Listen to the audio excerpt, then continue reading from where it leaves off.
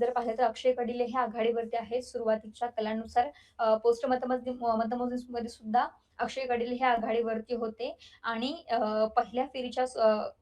पहिल्या फेरीमध्ये सुद्धा अक्षय कडिले यांनी आघाडी घेतल्याचं पाहायला मिळते.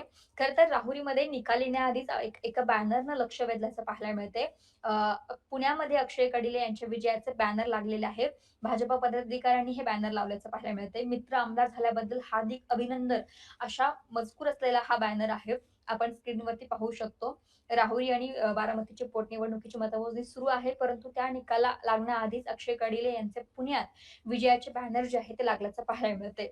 अर्थातच अक्षय कडिले आणि गोविंद मोकाटे यांच्यामध्येही थेट लढत असणार आहेत. महाविकास आघाडीचे उमेदवार आहेत गोविंद मोकाटे.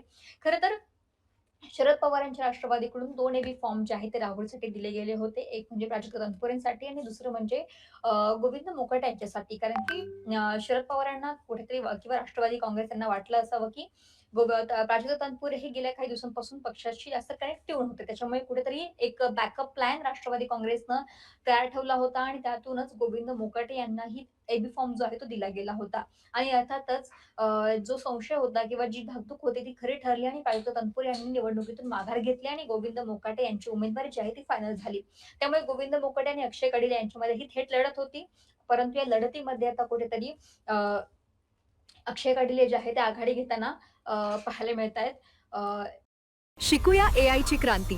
चला करूया MSCIT. आजच नजीकच्या MSCIT केंद्रात आपला प्रवेश निश्चित करा.